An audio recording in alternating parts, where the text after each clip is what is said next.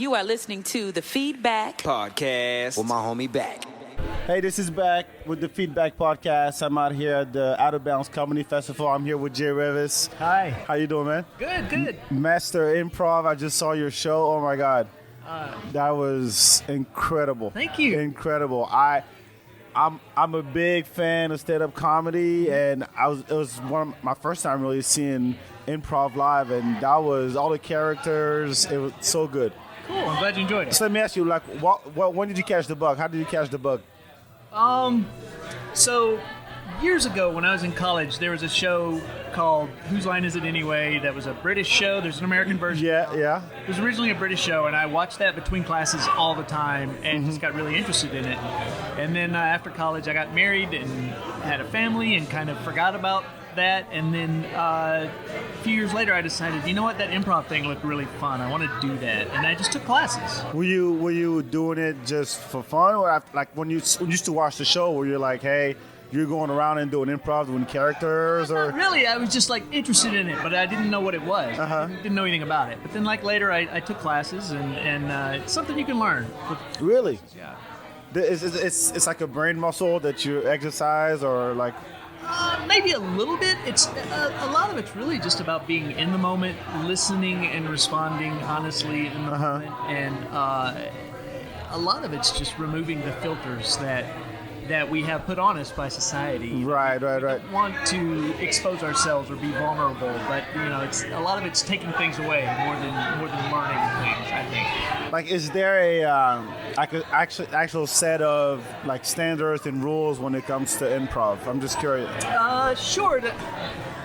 Generally, we don't like the word rules, but there's a big thing people say. It's called yes and, which is basically whatever reality you create, I'm supposed to agree with that reality. I might not agree with the thing you say, but if you start a scene as my father, I'm not supposed to say, you're not my father, you're my brother, Gotcha. So that's a really simplistic answer, but that's how you build the reality of what the scene is. And then that just, with that agreement and that yes anding each other, that's how we create a scene and characters. How long have you been doing it now? About 13 years. 13 years. Yeah. Traveled the world and. Not really. Not really. I've traveled the country. I've done improv in a lot of the United States. I haven't really gone overseas. Jill has traveled all over the world. Have you is there a difference in? Is improv pretty much international in the sense of how it works from one culture to the next? Yeah. Have you seen anything like it? I think so. It's pretty common. I mean, a lot of the people in the United States travel all over the world and workshops and that kind of thing. And so I think it's pretty standard all over the world. A lot of it started in England with. Oh, really? Yeah, Keith Johnstone was a guy, an English guy who started a lot of the things that. A lot of the improv ideas. Wow. And what is there's really no boundaries to the concepts and the characters. Have you ever been in a situation where it was kind of you felt uncomfortable playing a certain character just because of the yes and? Sure. Yeah, and when you're playing with experienced people, we know what to avoid. Right. You don't want to do certain things that make people uncomfortable. That's not what you want to do. But I've been in situations where a racial thing might happen. Somebody makes fun of a handicap or things like that. That's just uncomfortable to be in, and you don't. It's not fun when people do those kind of things. But you get You get the inspiration, from the audience. Is that usually how it begins? Usually, yeah. Usually, you get a suggestion from the audience. You don't have to. Not everyone does, but that's usually how it starts. And is it something that you got to keep practicing and keep going to workshop and keep exercising that muscle? At that point, you're like, you know what? Let's go on stage and just come up with 10 characters. Then that's. Yeah, I think you want to keep yourself sharp. I think you kind of keep practicing it just to stay sharp. Sure, but. It's also true that after you do it through a lot of years, you really kind of know how it works and what you have to do. And are there different schools of improv? Like different, I don't know if it would be the way they approach it or like Yeah, there are. old school, new school type stuff.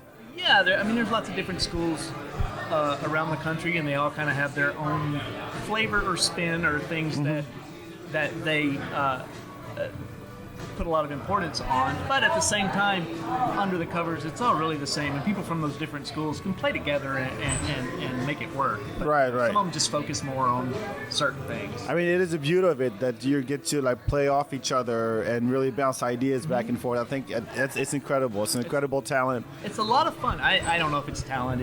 It is. Come on. I mean, you wouldn't. I don't think I could. I personally don't think I could do it. I don't think you can just grab anybody off the street and be like, "Hey, here's a scene, here's a character, or here's a location. Go."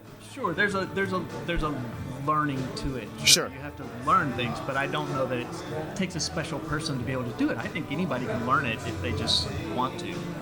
Good point. Good point. I like that. So, where can people find you? What you got going on right now? I'm in St. Petersburg, Florida. Heading back there tomorrow. But right now we're at the Hideout Theater.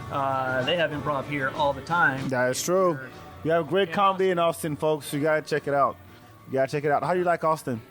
It's really cool, but I'm staying in a hotel at the other end of 6th Street. So I walk down 6th Street late at night, and it just makes me feel really old. You want to see some characters? There's some characters. I mean, I'll tell you what. The best time to go out, I think, in Austin is 2 o'clock. Especially if you're staying downtown, you can just stand on the corner and just watch. Okay. I call it 2 o'clock theater. Yeah. And you see it all. You see the couples fighting, the group of girls looking for Becky because she's drunk somewhere now. It's so entertaining. I love it. You should check it out if you get a chance. And, have you gotten to do anything else in Austin? You know, some food, some music, or anything? Not much, because most of my time has been here at the theater doing stuff or seeing shows or whatever. I did go to the Museum of the Weird. Oh, nice. You familiar with it? Yep. It was an experience. It's one of those like landmarks that actually a lot of Austinites don't know about. Right. But it is incredible. It is incredible. It was interesting. Did you get to see the bats or any of that stuff? Or No, I heard about the bats. I want to see the bats, but I probably won't get an opportunity. Oh, you got to come back, man. Yeah. You got to come back. Probably will. We'd love It's a great trip. We'd love to have you. Thank you so much. Thank you. Congratulations. This was an awesome show. Thank you. Where can people follow you online, social media stuff, or? Yeah, I'm on Facebook. You can find me at SpitfireTheater.com. That's my home theater. Nice. Yeah. If you're ever in Florida. Yeah, if you're ever in St. Petersburg, Florida, come by. There you go. Jay, thank you so much. Thank you. Appreciate it.